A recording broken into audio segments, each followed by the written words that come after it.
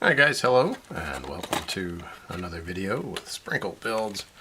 Decided I'm going to work on building a model today, mainly because this is just one that needs to be built. This is the Harbinger of Menoth. It's one of the warcasters for Menoth, and she's very ornate, very fiddly in the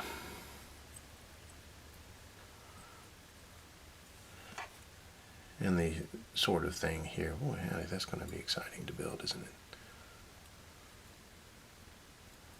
We'll have to see how that goes. There. Huh.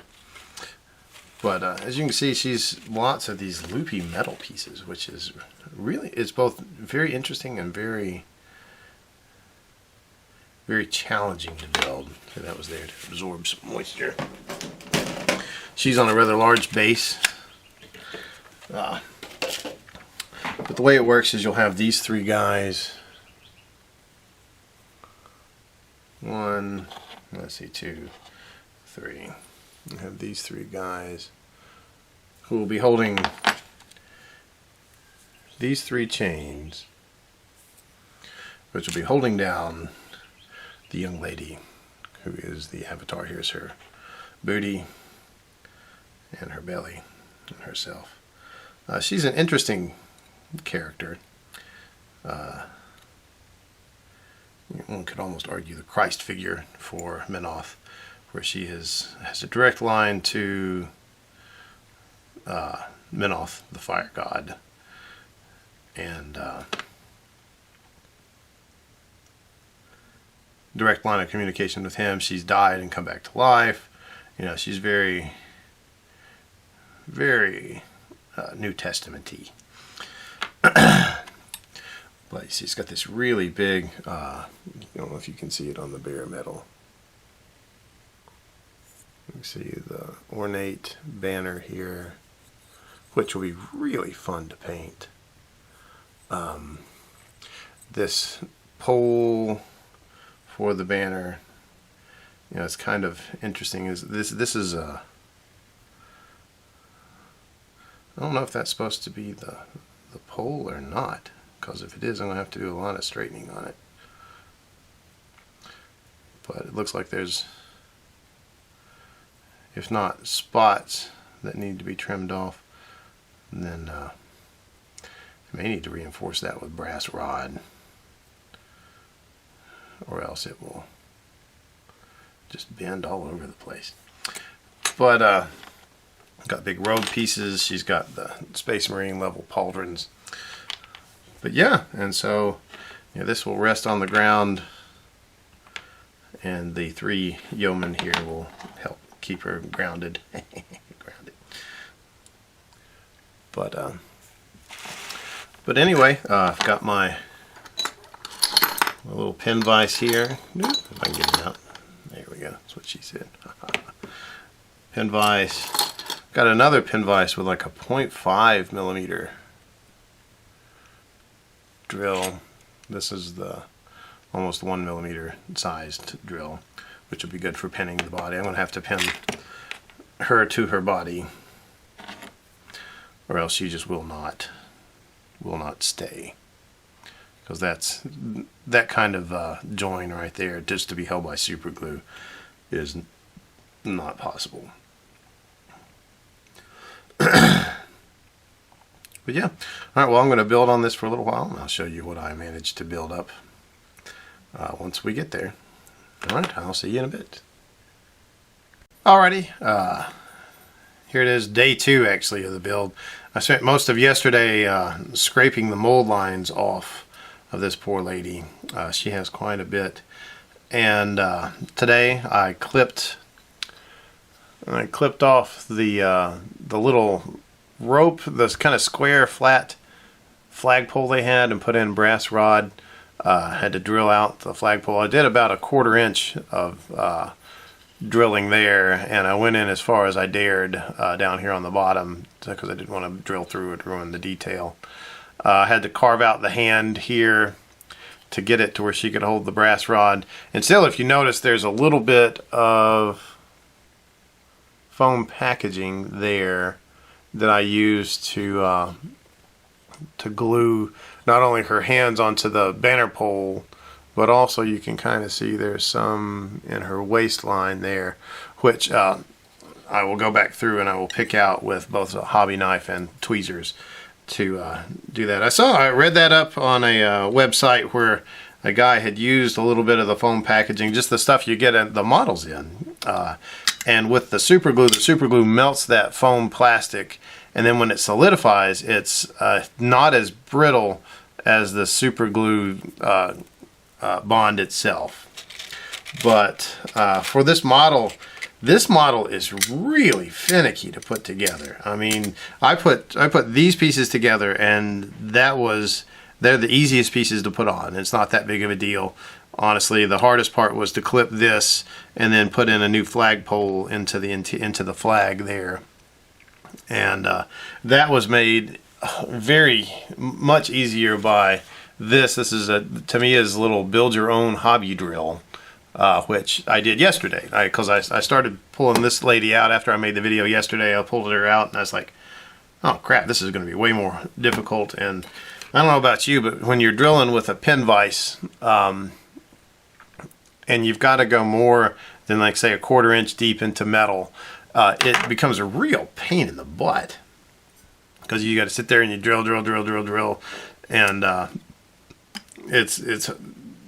at least for me, my wrist gets sore and tired, and I would rather be doing something else. But for this lady, for the hand drill, it turned out really well, and it allowed me to drill into it to a greater degree. I mean, it's a very high torque,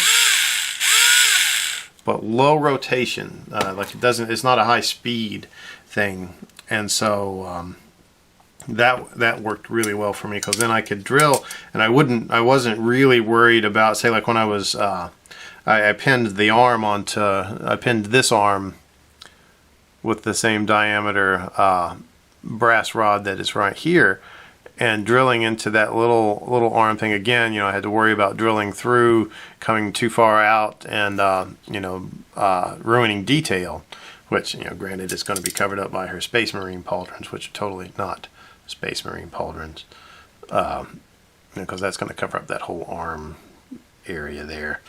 But but with the drilling, you've got to be careful, because this model was like $45, $30, something like that. It was not cheap enough for me to just kind of drill willy-nilly and then say, oh, I ruined her hand, well, I'll just go buy a new model, it'll be great. Especially since the ban on new models until Christmas is still in effect, as per the wife's orders. If you're wondering about that one, you can go back and look at some of my other videos. There's one entitled Drunk eBaying, and that should honestly be self-explanatory without further reading. But I've still got all these other pieces that I may or may not add. I'm pretty sure I'm going to add her little loopy skirts that glue onto her hips, like so.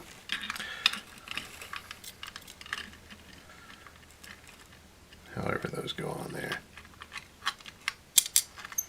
I'm not totally sure I'm going to put the BDSM gang on there, the boys in the hoods. Just because that's going to add so much to the base. I mean, it looks cool, and it's really nice, etc., but that's going to make this model really crowded in, and I can honestly use these guys for something else, I'm not sure, but it gives her less of the the arbiter or the harbinger of the great god, to more being like I have no idea, Mistress Anna of the something or another. I don't know. I don't know where I'm going with that. Anyway, it's an interesting model, and as I read up on how other people built this, I realized there really wasn't a lot of information. There was a lot of people said I should look for a template that was produced in a gaming magazine that was totally sold out, and I might be able to find it someplace, somewhere maybe, possibly, could be.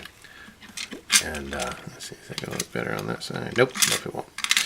But yeah, you see in the metal bins, and you've got to figure out where to put them. But there's a template that shows you where you're supposed to put kite flyers here, as they're hanging on to their honey, flying up in the air. And you know, honestly, yeah, these guys are I may get them a beer keg and put it on a large base and have them holding the beer keg down. And they say, people can ask me why. I say, well, it's in high spirits, and then they can take their models off the table and go play with somebody who's not a bad punster.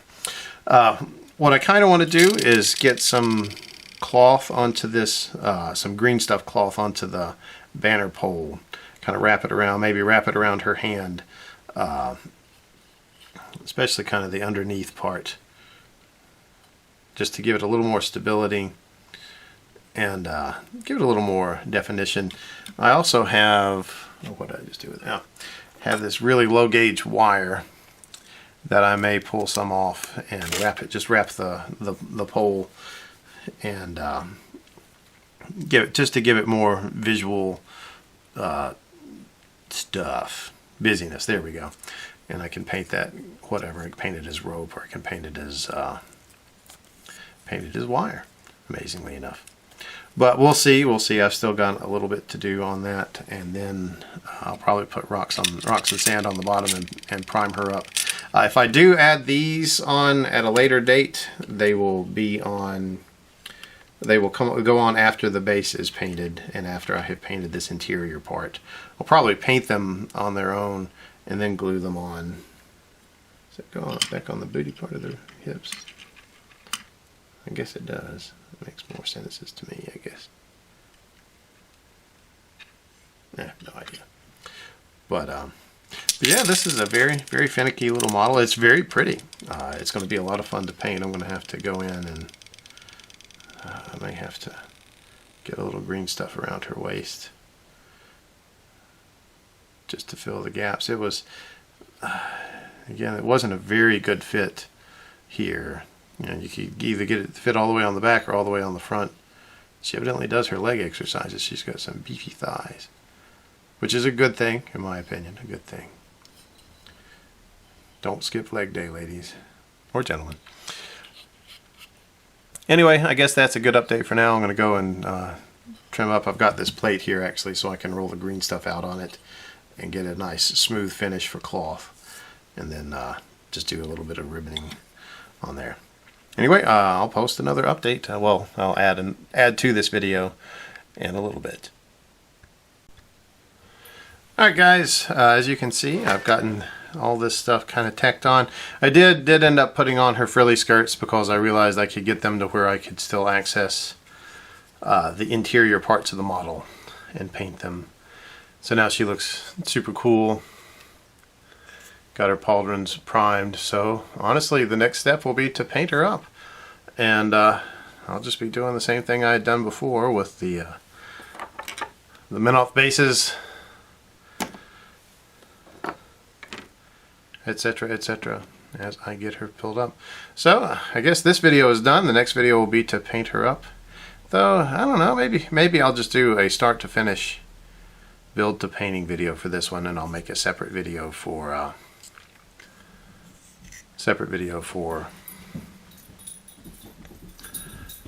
the get it painted for my other stuff that I still need to paint up. Anyway, I will talk at you later. Adios. Ooh, look at me. I'm so fancy.